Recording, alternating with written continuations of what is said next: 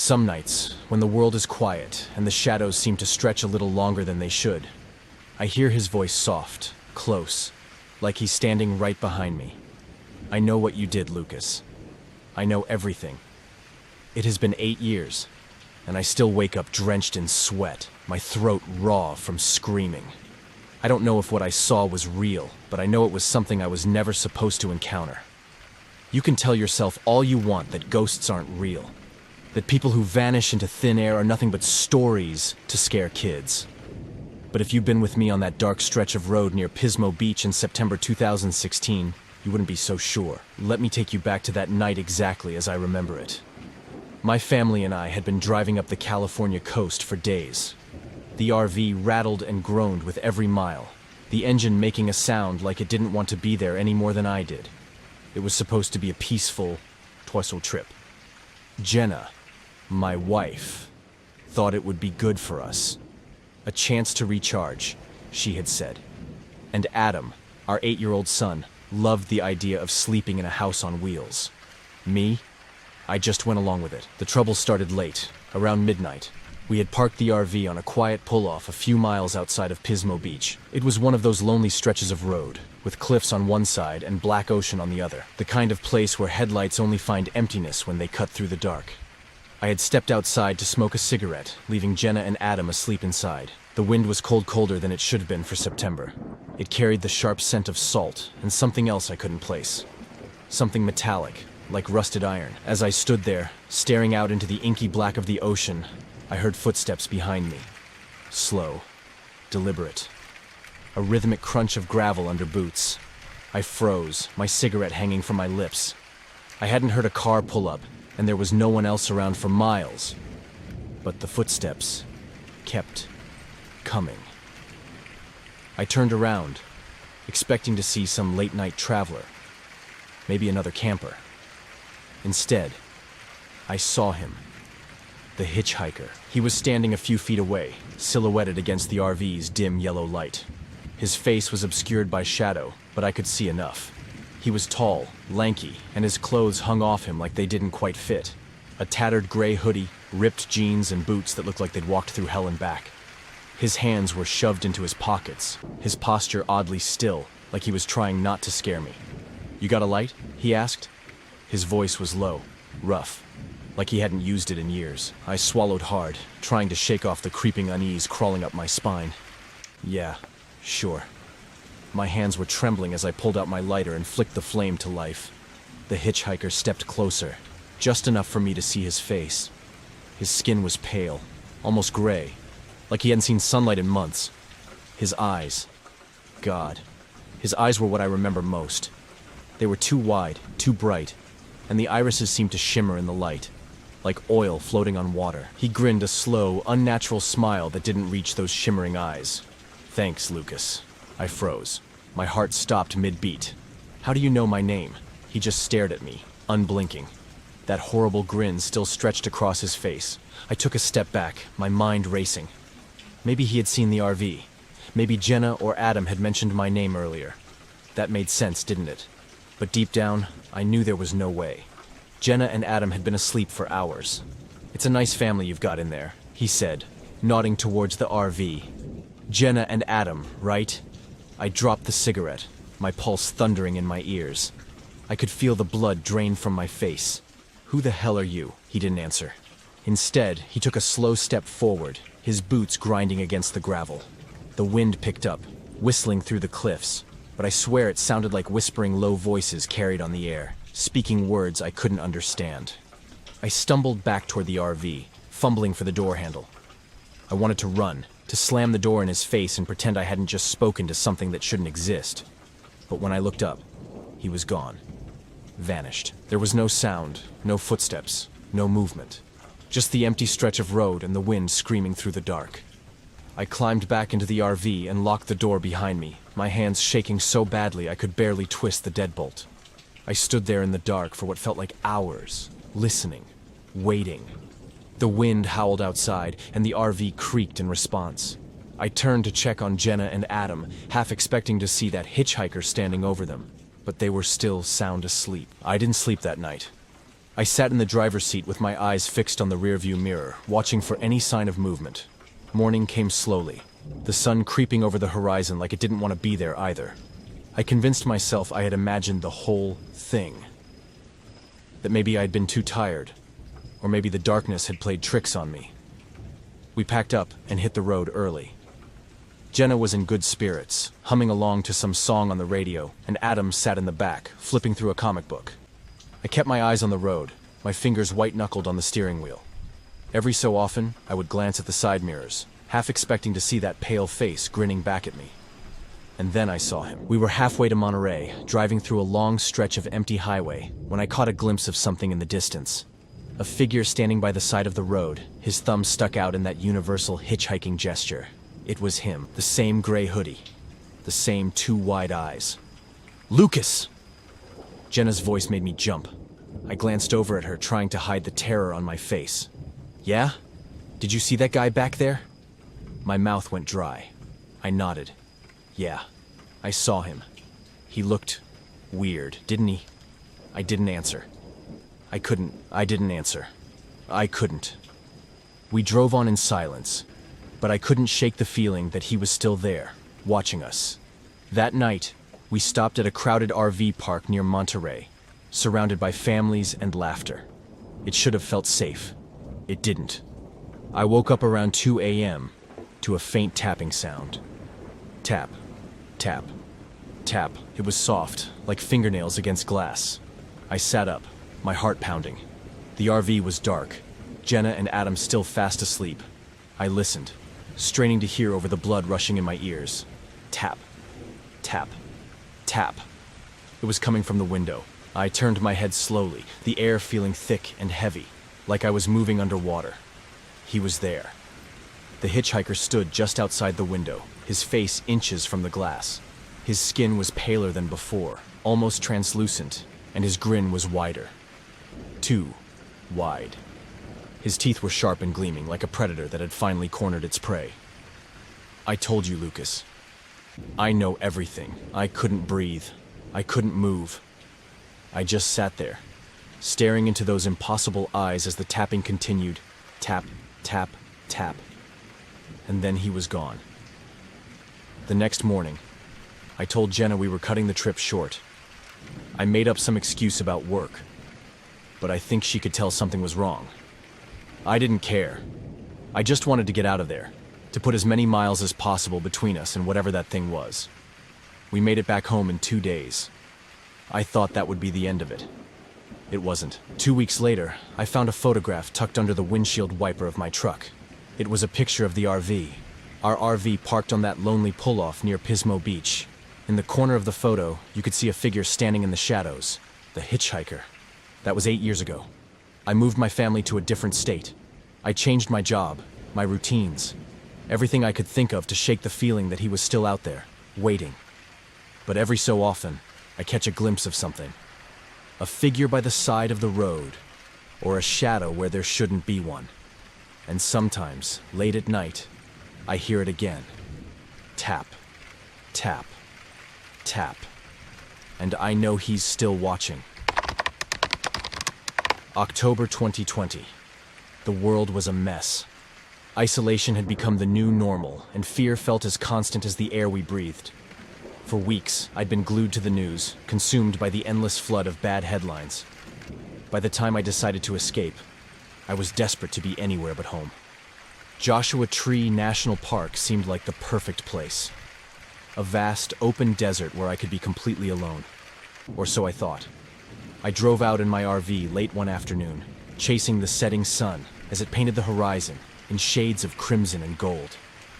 The dusty trail leading to my campsite was a rough, twisting road, barely visible in the growing darkness. I parked miles away from the main campground, deliberately seeking isolation. Out here, there was nothing but the whispering wind and the gnarled silhouettes of Joshua trees clawing at the sky. The first night passed quietly. I spent it sipping whiskey under a blanket of stars, marveling at the sheer emptiness of it all. The silence wasn't peaceful, though. It pressed against my ears, heavy and suffocating, as if the desert itself was holding its breath. The second night, everything changed. It began just after midnight. I was lying in bed, half asleep, when I heard the first knock. It wasn't at the door. It was at the window.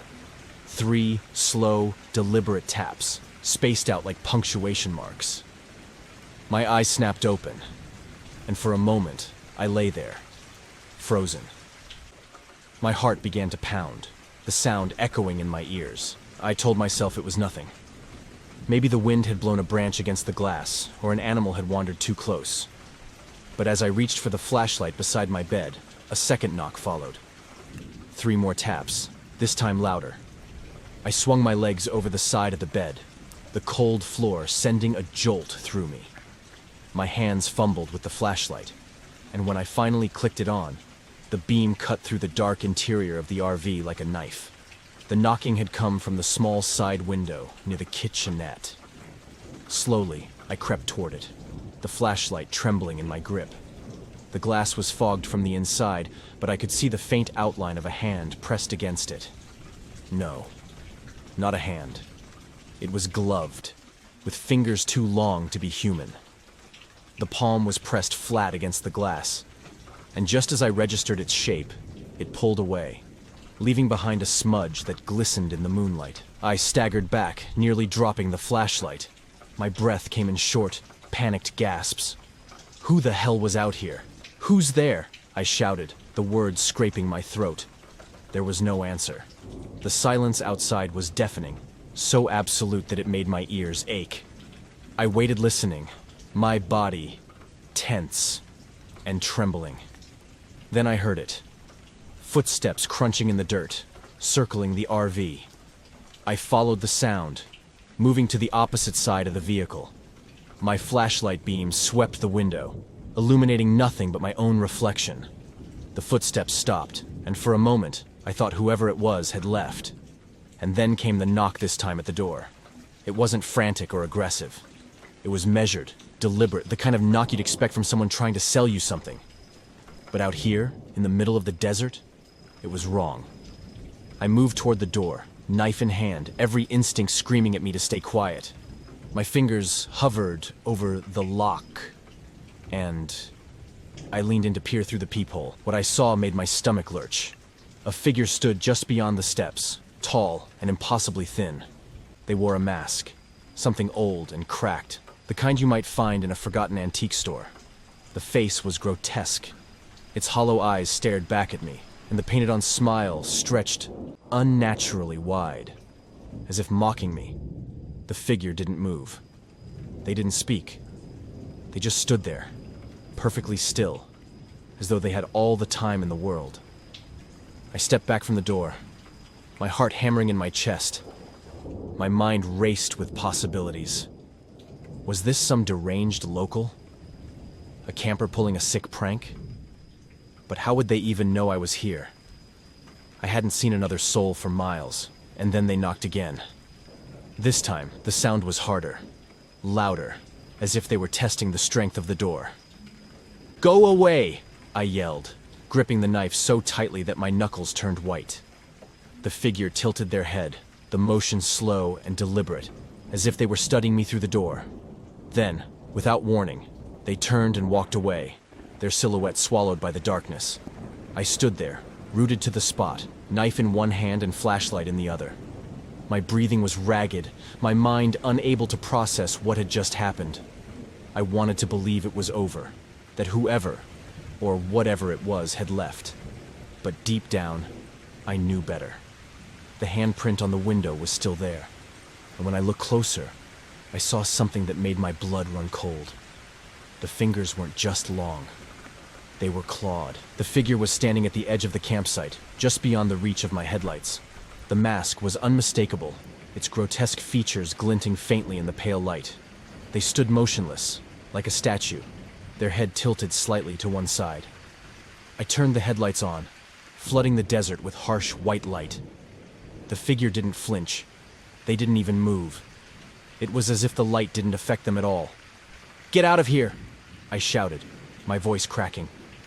Still, they stood there, silent and unmoving. My hand hovered over the ignition. the thought of driving away taking root in my mind. But I hesitated. The terrain was rough, and I wasn't confident I could navigate it in the dark without risking a breakdown. The figure tilted their head again, the motion almost curious. Then, slowly, they raised one hand and pointed at me. My blood turned to ice. I don't know how long I sat there, paralyzed by that accusing gesture. Minutes, maybe hours. Eventually, I mustered the courage to reach for the horn, the blaring sound shattering the silence. The figure didn't react. They just vanished. One moment, they were there, and the next they were gone. No retreating footsteps, no shadows moving in the periphery. It was as if they'd been swallowed by the desert itself. I stayed awake the rest of the night, gripping the knife so tightly that my hand ached. The silence outside was deafening, broken only by the occasional gust of wind. By the time the first light of dawn crept over the horizon, I was a wreck. But daylight didn't bring relief. It brought something worse. When I finally stepped out of the RV to inspect the campsite, I found footprints. Hundreds of them, circling the vehicle in a chaotic pattern. They weren't ordinary footprints, either. They were too deep, as if the figure had been unnaturally heavy, and the shape was wrong. Elongated, with clawed toes that dug into the dirt, I followed the trail a few feet into the desert before it stopped abruptly, as if whoever or whatever had made them had simply disappeared. I couldn't stay. I packed up the RV as quickly as I could, my hands shaking the entire time. The drive back to civilization felt endless, every shadow along the road a potential threat. But the terror wasn't over. That night, in the safety of my apartment, I heard it again. 3 knocks. They came from the window, soft but deliberate. My heart stopped as I turned to look, but there was no one there. Just the same smudge, a faint handprint, clawed fingers trailing down the glass. The police didn't believe me when I called. They chalked it up to stress, maybe a prank. But I knew the truth. Whatever I'd encountered in the desert hadn't stayed there. And now, it was here. The following morning, the first rays of sunlight flooded the desert, bathing everything in a warm, golden glow that felt jarringly out of place after the events of the night. My body ached from the tension, my mind fogged by exhaustion, but the evidence was there. Those clawed footprints circled the RV like some macabre dance. I needed answers. Joshua Tree National Park is vast, but there's a ranger station not too far from the main entrance. I decided to head there, certain that even if I sounded like a lunatic, someone might know about local legends, maybe even other incidents like mine. The drive was nerve-wracking. My eyes kept darting to the rearview mirror, half expecting to see the masked figure in the distance, pursuing me. But the desert remained still, as if it had erased all traces of the previous night. When I reached the ranger station, I stumbled inside, desperate to find anyone who could help. The young ranger behind the desk looked up from his paperwork, startled by my disheveled appearance. "You okay?" he asked, concern etched into his expression. "No, I'm not okay," I said, my voice trembling. Someone was outside my RV last night. They knocked on my windows, circled my campsite. They were wearing a mask, and there are clawed footprints outside my RV.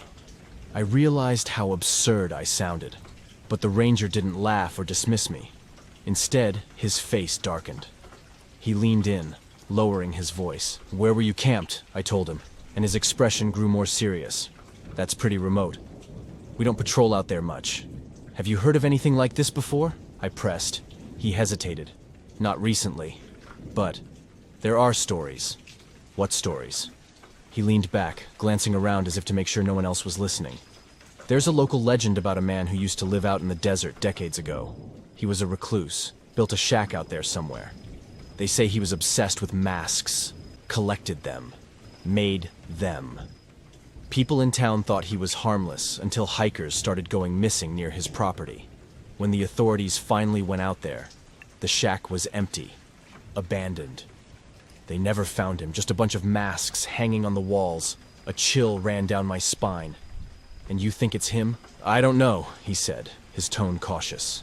But every so often, people report strange encounters.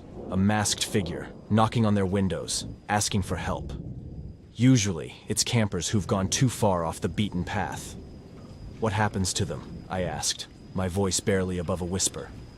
Most of them leave and never come back, he said. But there are a few. He trailed off, his meaning clear. The ranger offered to accompany me back to my campsite, but I refused. I wanted to put as much distance between myself and Joshua Tree as possible. I drove home, trying to convince myself that it was over, that the desert would keep its secrets. But it didn't. A few nights later, I was jolted awake by the sound of knocking. I bolted upright in bed, my heart hammering in my chest. It wasn't coming from the front door. It was at the window. I grabbed my phone and turned on the flashlight, aiming it at the glass. For a moment I thought I saw something, a handprint, smeared and clawed. But when I blinked, it was gone. I called the ranger the next day, desperate for reassurance. He sounded calm, almost detached. Sometimes, he said, when you've seen something like that, it doesn't let you go so easily. I never went back to Joshua Tree after that. I sold the RV, moved to a new apartment, and tried to rebuild my life. But every now and then, I hear it again. 3 slow, deliberate knocks. And I know he's still out there, waiting.